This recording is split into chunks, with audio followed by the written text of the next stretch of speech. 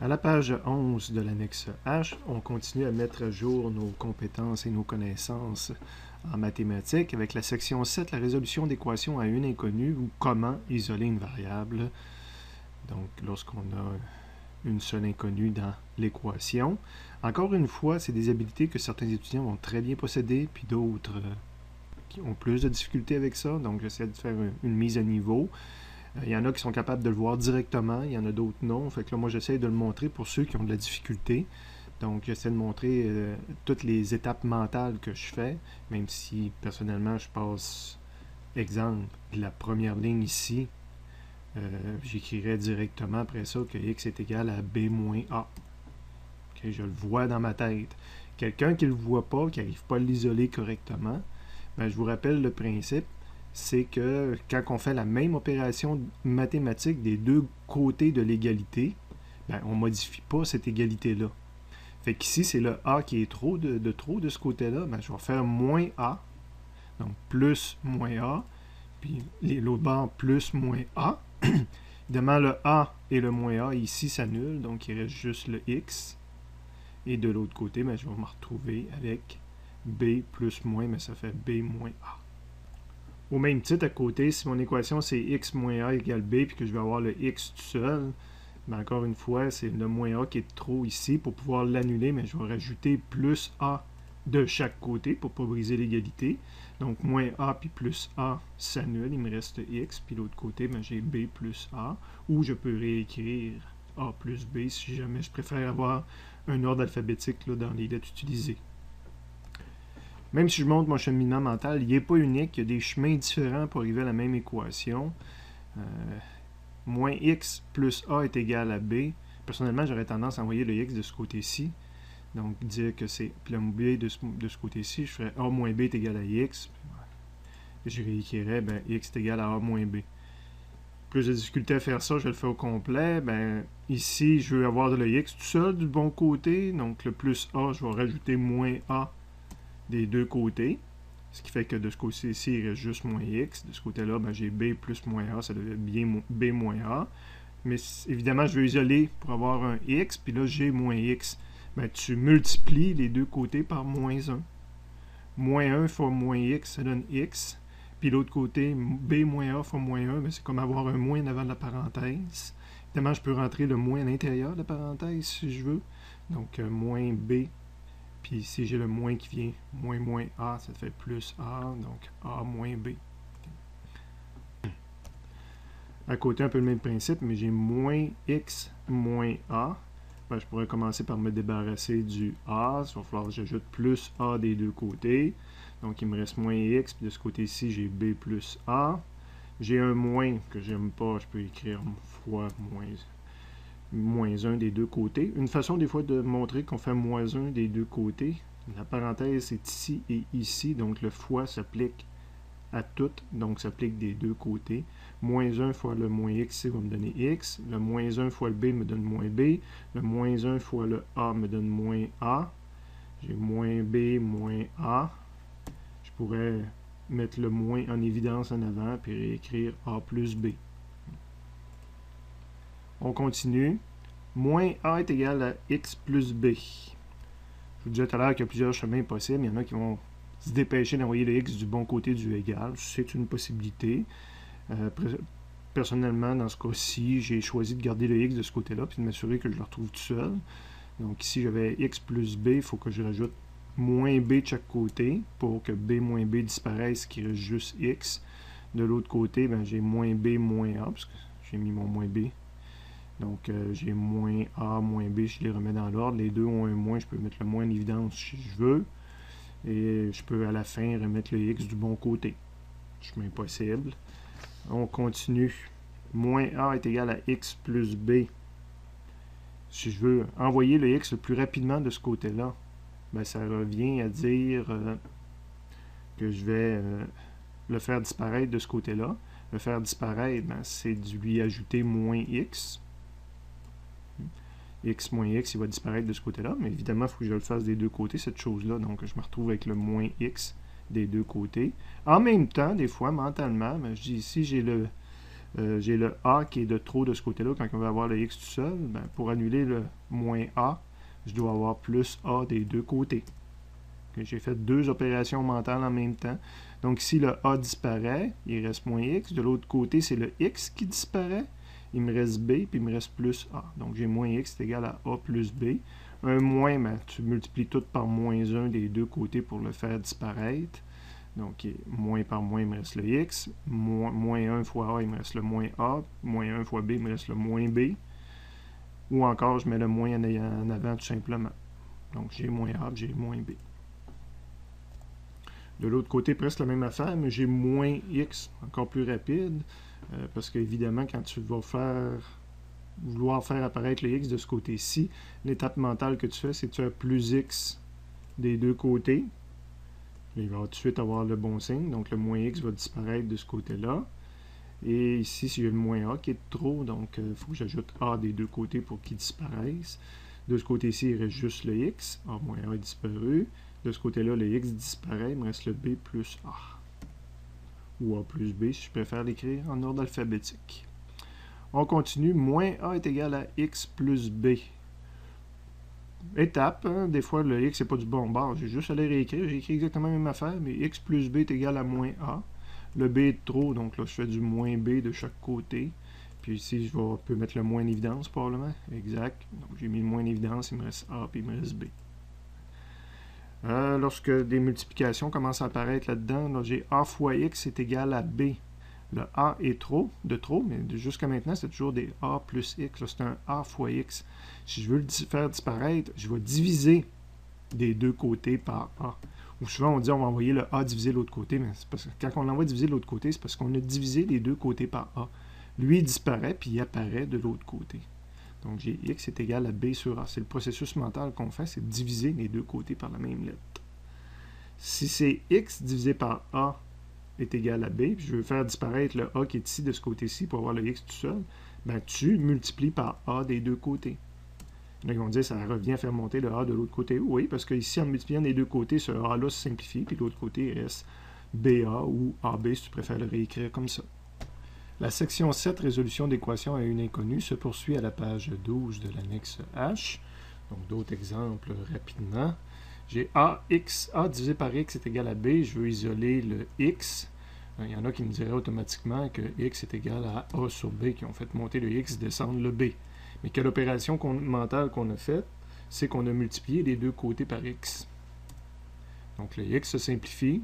Ça me donne A est égal à BX ou XB. Je veux continuer à isoler le X. Il y a le B de trop. Je vais diviser les deux côtés par B. Les B vont se simplifier, mais il me reste X de ce côté-ci est égal à AB, puis je peux le réécrire sous la forme finale. À côté, j'ai A est égal à B divisé par X. Je veux isoler le X. Oui, je peux trouver la réponse directe. X est égal à B sur A. Qu'est-ce que j'ai fait pour avoir ça? C'est que dans ma tête, j'ai multiplié les deux côtés par X. Ce qui fait que le X se simplifiait ici, mais c'était XA de l'autre côté. XA est égal à B. J'ai le A qui est de trop, je vais diviser les deux côtés et je retombe sur la réponse finale. On continue avec le troisième exemple sur la page. A plus X sur B est égal à C. Oh, je veux isoler le B. Je ne peux pas commencer immédiatement à envoyer le B de l'autre côté. Il divise juste lui, il ne divise pas l'autre. Bon, je veux faire disparaître le B. Il faudrait que je multiplie par B habituellement. Hein. Ben, je peux multiplier toute l'équation par B. Ça va me faire un BX sur B ici, éventuellement. Quand le B rentre, on fait BA, le AB qui est ici. Quand le B rentre ici, ben, les B vont simplifier, il reste juste le X, puis le B rentre avec le C aussi. Donc, j'ai multiplié tous les termes par B. Maintenant, j'ai presque mon X, mais j'ai le AB qui est de trop ici. Fait que je vais soustraire AB de ce côté-ci. Évidemment, il faut que je le fasse des deux côtés du égal. Donc, de ce côté-ci, il reste juste le X. De l'autre côté, j'ai BC moins AB. Un autre exemple, ben c'est le même exemple, mais que je résous autrement. Cette fois-ci, je choisis de mettre tout au même dénominateur commun. Donc, j'avais un B ici. C'est le terme A que je vais multiplier par b sur b. Donc, je multiplie ce terme-là par 1. B sur b, c'est l'équivalent de 1. Donc, je n'ai pas changé juste ce terme-là. Donc là, ce n'est pas une opération que je fais des deux côtés du égal. C'est une opération que je fais juste sur un terme, mais je multiplie ce terme-là par 1, ce qui ne change absolument rien. Réécrit différemment, mais ça me donne BA sur B, puis ici, j'ai mon X sur B. Même dénominateur commun maintenant, BA plus X. Le fait que le B tout seul, ben, je peux multiplier tout par B, ou les deux côtés par B, ça revient à dire ça. Donc, le B se simplifie ici. Il y a juste AB plus X. Le B multiplie l'autre côté, il y a le B. J'ai AB de trop, là, ça revient comme tantôt. J'enlève moins AB des deux côtés et j'arrive à la même réponse. La section 7, résolution d'équations à une inconnue, se termine à la page 13 de l'annexe H. C'est quand même une section importante. Là. On en a fait pendant 3 pages des exemples. Quand on fait des physiques, évidemment, c'est intimement lié à faire des mathématiques. On a des équations de physique, puis il va falloir isoler la variable inconnue pour laquelle on veut une valeur. Donc, il faut apprendre à manipuler des équations. C'est pour ça qu'ici, on prend quand même le temps d'en faire quelques-unes, sinon plusieurs. Prochain exemple, a plus b divisé par x est égal à c. Donc, je vais isoler le x. Le x est au dénominateur, mais juste à une reprise. La stratégie que je vais faire, c'est de multiplier tous les termes par x. Ce qui fait que ce terme-là, il va avoir x sur x. Puis, ça va faire disparaître le x qui divise. Donc, tous les termes multipliés par x, ça revient à dire toute l'équation, je la multiplie par x. Donc, x fois a est ici. X fois b divisé par x, le x disparaît, puis j'ai x fois c qui apparaît ici. Le problème maintenant, c'est que j'ai du x des deux côtés, je vais être obligé de les regrouper. Évidemment, c'est le fun de les regrouper du côté gauche, le côté où on veut l'isoler habituellement. Donc ici, j'ai cx, je vais enlever cx de ce côté-ci, je vais faire moins cx, donc cx moins cx, il n'y aura plus de x de ce côté-là. Mais pour que ça demeure vrai, il faut que j'aie fait la même opération des deux côtés. Donc, j'ai moins cx qui apparaît à cet endroit-là aussi. Puis de ce côté-ci, j'ai un terme qui n'avait pas de x, qui est de trop. Ben, c'est un plus b. Je vais faire un moins b de ce côté-là, il va disparaître, mais évidemment, il faut que je fasse la même opération des deux côtés. Fait qu'à la prochaine ligne, ce qui me reste de ce côté-ci, le b disparaît, il me reste le ax, puis le moins cx. De l'autre côté, le cx est disparu, il me reste le moins b. Ax moins cx, j'ai x dans les deux termes, je vais le mettre en évidence. Donc, qu'est-ce qui reste? Si je sors le x, il reste a, puis si je sors le x, il reste moins c. Donc, ça, c'est la même chose qui est écrite, mais avec la mise en évidence. Le a moins c est de trop, puis il multiplie le x. Donc, si je divise par a moins c, il va disparaître. Évidemment, il faut que je le fasse des deux côtés. Donc, ici, il reste juste le x tout seul, puis de l'autre côté, il me reste moins b divisé par a moins c. Prochain exemple, a est égal à bx plus c. Je vais garder mon x de ce côté-ci. Je le changerai de côté à la fin. Donc, j'ai plus c qui est de trop. Je fais moins c des deux côtés. Je réécris parce que j'aime mieux mettre souvent le moins en deuxième. Donc, ça fait a moins c est égal à bx. C'est le b qui est de trop avec le x. Donc, la façon de le faire disparaître, c'est de diviser par b des deux côtés. Donc, j'ai plus rien que le x tout seul, qui a maintenant été réécrit du côté gauche, puis l'autre côté, j'ai a moins c sur b. Et un dernier exemple sur cette page-là, un exemple qui est quand même typique. Quand on a du x carré puis du x, ça nous fait souvent peur. On se dit qu'on va avoir la quadratique, mais pas nécessairement. Quand il n'y a pas le troisième terme, il y a une façon de le travailler assez simplement. Je vais mettre les x tout du côté gauche, hein, comme on veut souvent. Donc ici, je vais faire moins bx de ce côté-là, moins bx des deux côtés. Je l'ai réécrit en mettant le ax carré en premier, moins bx, parce que j'aime bien avoir le moins souvent en deuxième. Je m'aperçois que j'ai du x ici puis du x ici. Je peux le mettre en évidence, mais je ne peux pas mettre x2 en évidence. Il ne l'a pas dans les deux termes. Je peux mettre seulement x en évidence. Donc, je vais sortir le x. Il reste ax. Quand je le rentre à l'intérieur de la parenthèse, ça fait a fois xx, le x carré qui est ici. Puis quand je le rentre à l'intérieur de la parenthèse, ça fait moins b fois x, le moins bx qu'il y a là. Donc, le x mis en évidence donne ça, est égal à 0. Ben, il y a deux façons que cette équation-là arrive à 0. Si x multiplie toute la parenthèse, ben, si x vaut 0, c'est sûr que mon équation va donner 0. Je vais faire 0 fois n'importe quoi. Donc, ma première solution, c'est que x1 soit égal à 0. Si x1 n'est pas égal à 0, ben, il va falloir que cette parenthèse-là soit égale à 0. pour que ça me donne 0. 0 de la parenthèse au complet fois n'importe quelle valeur de x va me donner 0. Donc, il faut que ax moins b soit égal à 0. Donc, ça, c'est ma deuxième solution. C'est pour ça que je l'appelle x2. J'aurais pu écrire ax moins b, mais on peut aussi dire, étant donné que tantôt c'était ma première solution, puis j'ai écrit x1, ben, je dois l'écrire x2. Donc, le ax moins b qui est ici doit être égal à 0. Initialement, j'aurais juste écrit ça dans mon étape mentale. Donc, le ax moins b doit être égal à 0.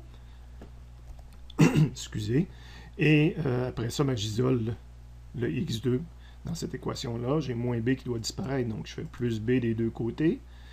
Le b moins b disparaît, il reste ax2. L'autre côté, le b est apparu. J'ai le a qui est de trop, je divise les deux côtés par a. Et il me reste le x2 de ce côté-là est égal à b sur a. Fait que c'est la deuxième solution. Si x2 est égal à b sur a, je vais arriver à 0 en bout de ligne. On peut le voir, remplacer x ici par b sur a. Le a se simplifie, il reste b moins b. b moins b donne 0. 0 fois n'importe quoi va donner 0.